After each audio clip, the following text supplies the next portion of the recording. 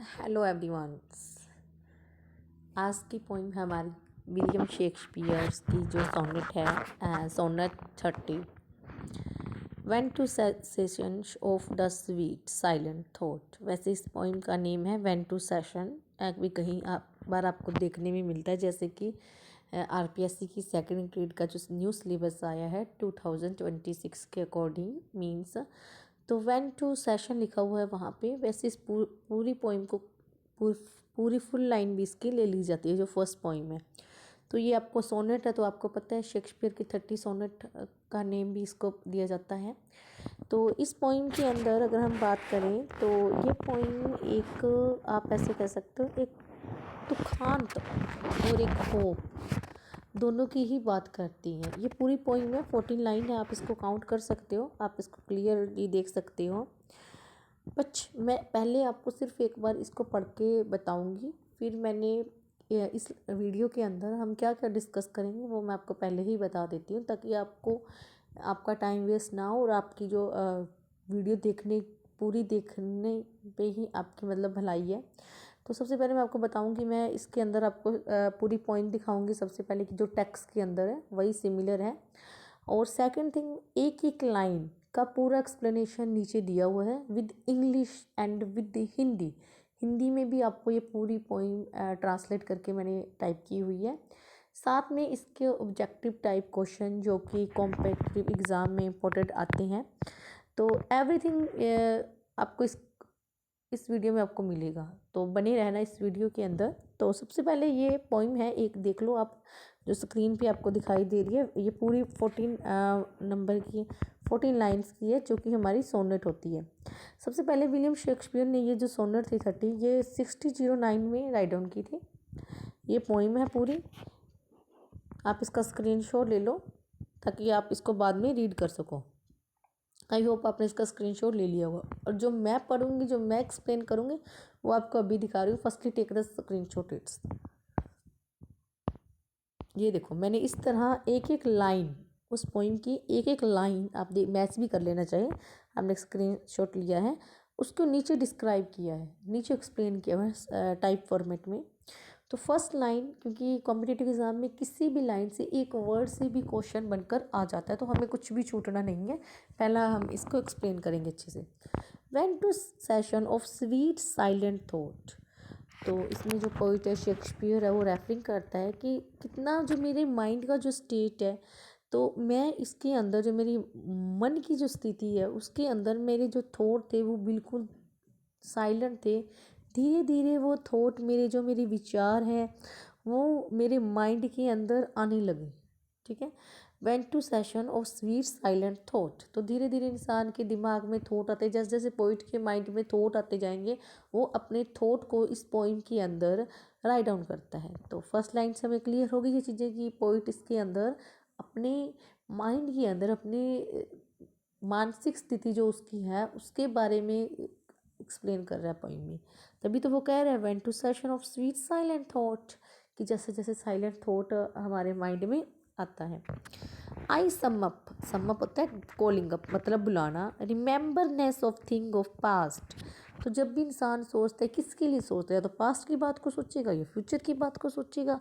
तो यहाँ पे सबसे ज़्यादा जो शेक्सपियर है वो अपने बीती हुई बातों को, पास्ट को एक्सप्लेन कर रहा है।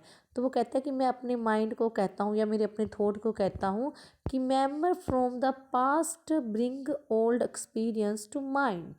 कि माइंड के अंदर मेरे माइंड के अंदर जो मेरा अनुभव है, पुराना अनुभव है, वो लाए, या मेरी पास की जो पुरानी यादें हैं वो मेरे माइंड में आए।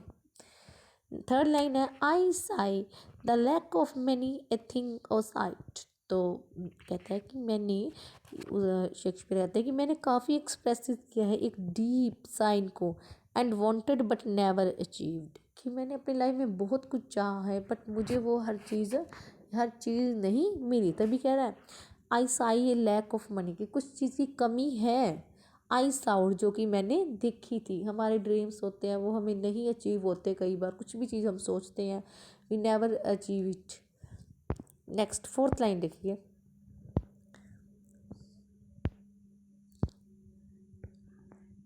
आई होप आपको समझ आ रहा होगा। And with old woes now new wail my dear times waste. तो इसमें कह रहा है एंड विद ओल्ड वही होता है दुख, sad, new wail my dear times waste. तो कहता है कि जो मेरी पास्ट की जो दुख है, जो मेरी पास्ट की जो सोरो है, feel fresh again, he lament how time has been wasted due to those regret.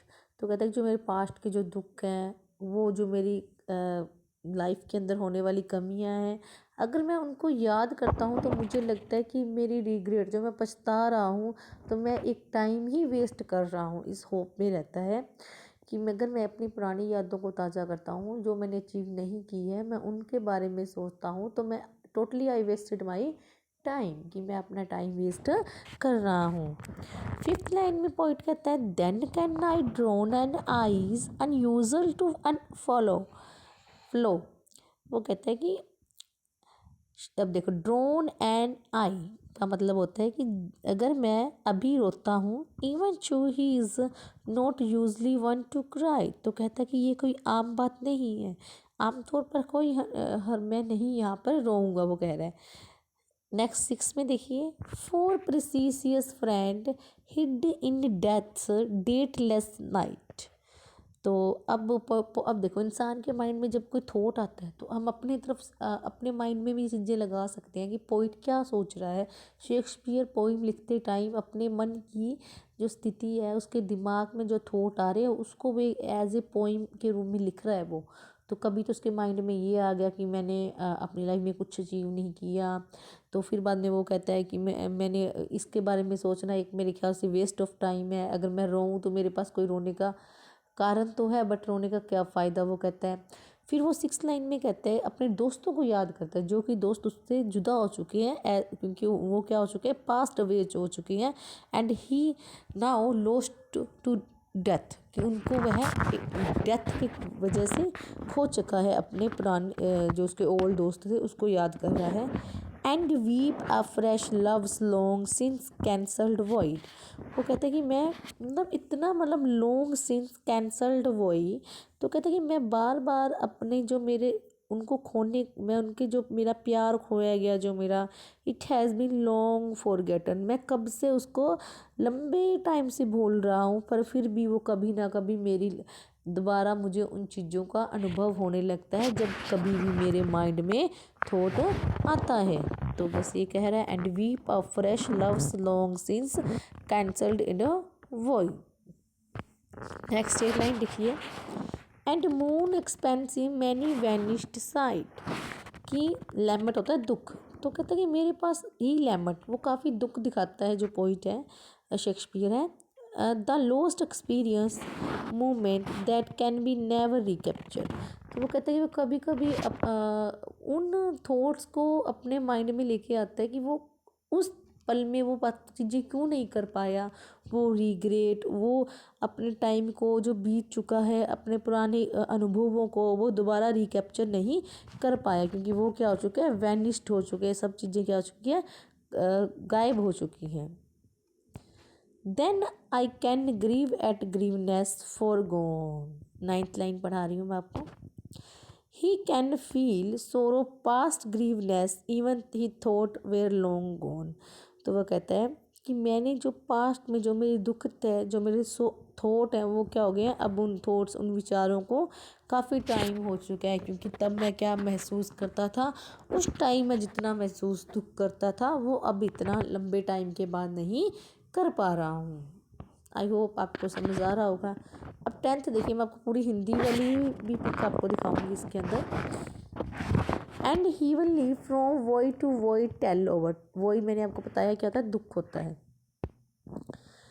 इसके अंदर he will leave from woe to tell over, he recount his each sorrow, कि वह अपने हर दुख को काउंट करता है, गिनता है। Moving from one sadness to next, कि कैसे उसकी लाइफ में एक दुख के बाद दूसरा दुख आया, तो वो इन चीज़ों को काउंट करता है अपने माइंड में। The sad account of 40 be wondered moan, तो इसका मतलब है कि he review the list of sorrow, वो अपने पूरे दुख की लिस्ट बना के बैठा है। प्रीवियसली मोन्ड, जैसे कि वो पहले किसी किन किन बातों पे दुखी हुआ, उन चीज़ों के पूरी को रिकॉर्ड बना के बैठा है वो।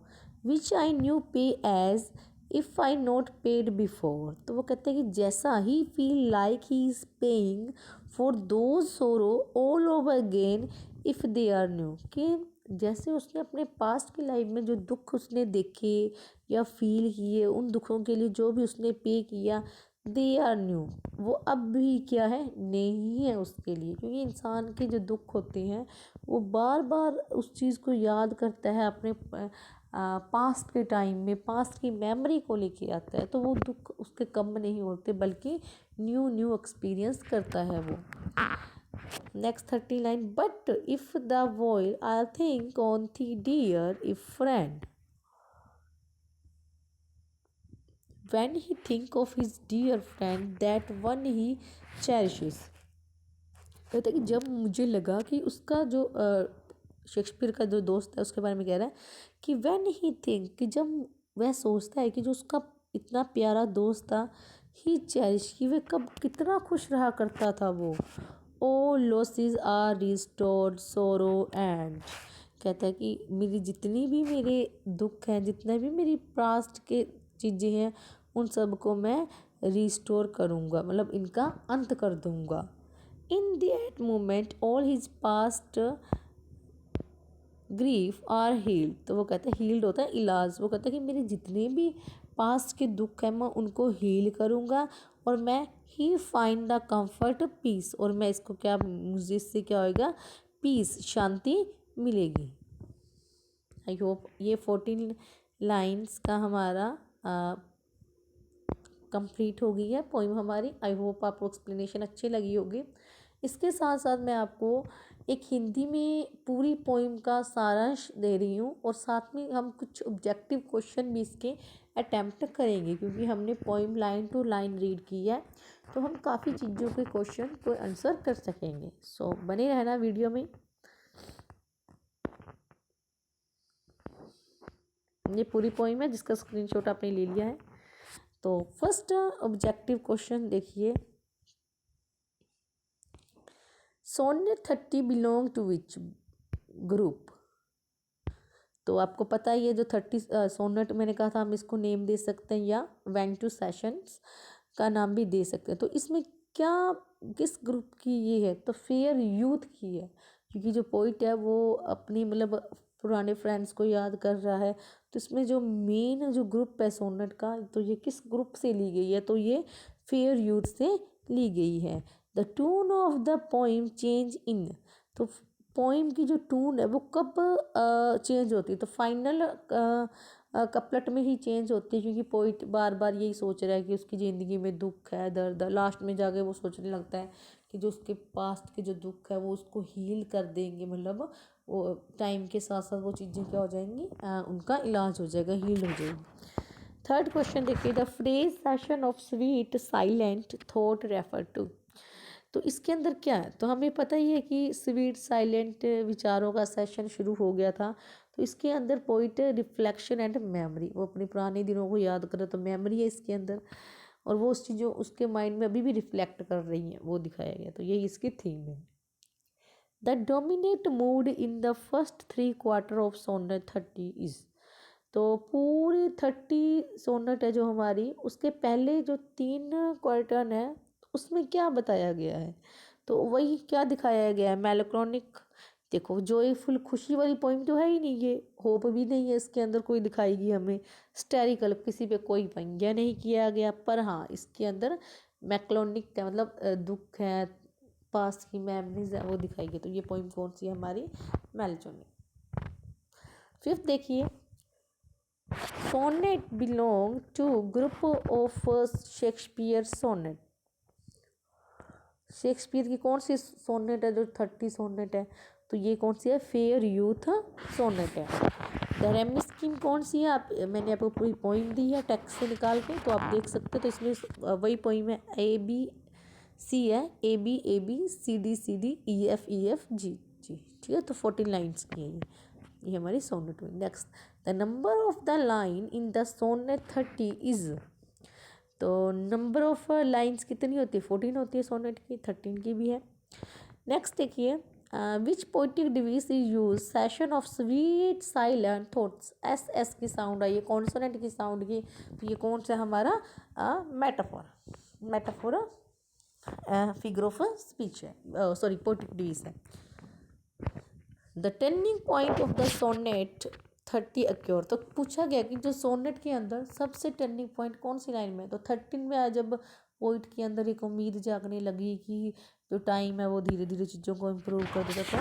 ऑप्शन है सी, इसका option C. Next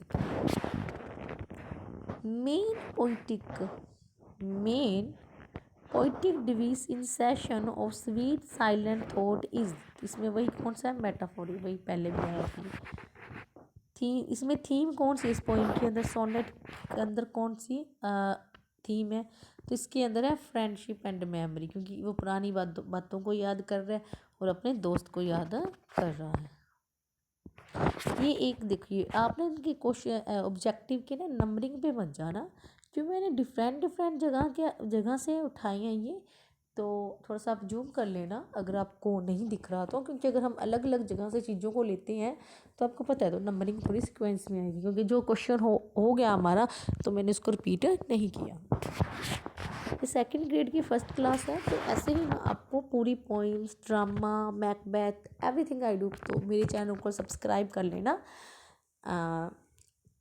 ramie scheme of sonnet वही सेम है, ये तो पढ़ने की जरूरत ही नहीं है। मेन थीम क्या है सोनेट 30 की? सोनेट 30 कह लो चाहे 1-2 सेशन कह लो, तो मेन थीम क्या है सोनेट की? तो सोनेट 30 की जो मेन थीम है वो हमारी है मेमोरी एंड कंसोलेशन, वही दुख किसी चीज़ का। तो ये इसमें इसका मतलब क्या होता है? Silent reflection. The poem mainly express, तो हमें अभी पढ़ के आए हैं क्या एक्सप्रेस कर रही है पोइम? हमें दुख, इमोशनल हीलिंग की किस प्रकार हील हो जाती है। टर्निंग पॉइंट कहते हैं उसको, हम वोल्टा भी बोलते हैं। जब हम कोई पोइम के अंदर किसी चीज़ को भी अगर हम दुख की बात करते करते एकदम वो कहने लगता है कि नहीं, मतलब जो हमने पढ़ा है पोइम के अंदर, तो वो टर्निंग पॉइंट आता है जब वो उसको एक उम्मीद होती है। तो वो कौन सी लाइन में आया था? 30 लाइन के अंदर आया था। फाइनल कपलेट की जो वो कॉन्सलेटेड है डियर फ्रेंड, तो ये क्या रिप्रेजेंट कर रहा है? तो ये इमोशनल सपोर्ट रिप्रेजेंट कर रहे हैं डियर फ्रेंड वर्ड।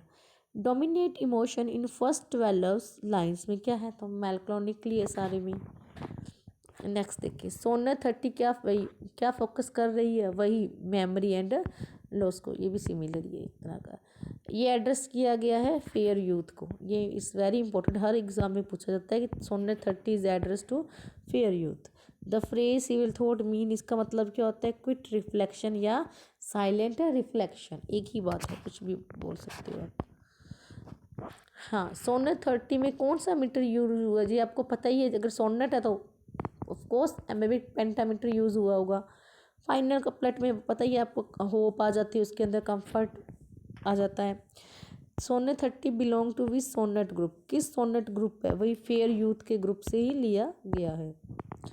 विलियम किसने लिखी है ये? तो आपको पता ही है, शेक्सपियर ने ही लिखी है। कितनी लाइनों में है? 14, ये भी आपने पढ़ा ही है अभी, ये सिमिलर रिपीट हो गए। अब एक क्वेश्चन है, ये देखो इसके अंदर, sonnet 30 was published in which year? 1609, remember it, 1609, remember it. The poem end with which emotion? Comfort और होप के साथ इस पोइम में, ये पोइम का एंड होता है। पोइटिक फॉर्म यूज़ की गई है शेक्सपियरियन, ठीक है। ये फाइनल कपलेट कब एक्सप्रेस किया गया था? रिस्टोरेशन ऑफ पीस को एक्सप्रेस किया गया था।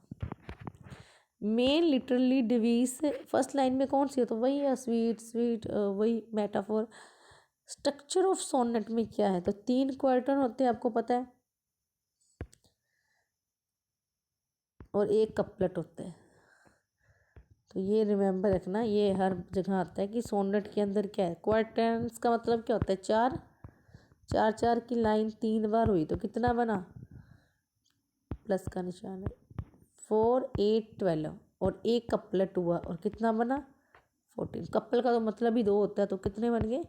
14। तो बस 2 ही बातें ध्यान रखना आप। क्वार्टन का मतलब 4 और कपलेट का मतलब 2। तो 3 क्वार्टन के हिसाब से निकालो, 4 8 12 और एक कपलेट 13 और 14। आई होप ये लाइन स्ट्रक्चर ऑफ सोनेट आपको समझ आ गया होगा। Sonnet 30 is a poem. किसकी पोइम है? रिमेंबरनेस की है, ये तो हमें पता ही नहीं है। ऑल लॉस आर रिस्टोर, कि जितनी भी कमियां हैं वो सब रिस्टोर्ड हो जाती है। सब इसमें क्या है? हीलिंग बताया गया है। सब्जेक्ट मैटर क्या है सोनेट का? तो वही है, पास्ट की सैरो, फ्रेंडशिप। ओके, आई होप आपको पूरी पोइम, ऑब्जेक्टिव क्वेश्चन सब समझ में आ गए होंगे। अगर नहीं भी आए तो मैंने एक हिंदी में आपको इस पोइम के बारे में एक्सप्लेनेशन लिखा है, टाइप किया है, जिसको आप स्क्रीनशॉट भी ले सकते हो और इसको पढ़ भी सकते हो। मैं एक बार फिर आपको एक्सप्लेन कर देती हूँ हिंदी में भी। तो इस कविता में कवि क्षण कह लो, मोमेंट कह लो, को एक्सप्लेन करता है कि वह किस प्रकार अनलोनली और एक पीसफुली में अपने पास्ट के बारे में थॉट रखता है। ऐसे समय में वो अपनी मेमोरीज को रिमेंबर करता है, जिसमें उसने क्या किया, अनसक्सेसफुल हुआ, वो लॉस किए उसने काफ़ी, और जो उसका टाइम ग्रीफ में हुआ, दुख भी शामिल हुए। जो पोइट था वो इन चीज़ों के लिए दुख एक्सप्रेस करता है कि जीवन में जो कुछ पाना चाहता था वो अचीव नहीं कर पाया। तो वो अपने फ्रेंड्स को याद करता है जिनकी डेथ हो चुकी है। वो अपने लव, मतलब जिसके साथ वो लव करता था उसको याद करता है, परंतु अब सब कुछ समाप्त हो चुका है। तो वो उनकी यादों में दुख फिर से जाग उठता है, मानो वह कभी वह पीड़ा उसने पहले कभी सहन ही ना की हो। मतलब वही पेन दोबारा अगेन टू अगेन आ जाता है। कवि कहता है कि वो अपने पुराने हमने ये लाइन पढ़ी थी ना, रिकाउंट करता है सैरों को, और महसूस करता है कि वो इन ग्रीफ को की कीमत उसे फिर से चुकानी पड़ रही है, कि दोबारा दोबारा वो ही दुख अगर वो सोचता है तो अभी भी वो उन चीज़ों के बारे में सैरो फील करता है। लेकिन कविता के अंत में हमें देखती हैं कि एक काफ़ी महत्वपूर्ण मोड़ आता है, जब अपने डियर फ्रेंड के बारे में सोचता है तो उसका सारा दुख खत्म हो जाता है। जब वो अपने दोस्त की मेमोरियों को याद करता है तो उसकी सभी हानियां भर जाती है और सारे शौक समाप्त हो जाते हैं। उम्मीद है आपको आज की वीडियो पसंद आई होगी, तो गुरुकुल क्लासेस को आप सब्सक्राइब कर लेना। और according to syllabus grade 2 RPSC के द्वारा जो कंडक्ट करवाया जाता है उसी के अकॉर्डिंग मैं इंग्लिश का पूरा सिलेबस आपको करवाऊँगी। तो ऐसी मोर वीडियोस देखने के लिए subscribe my channels and thank you for watching.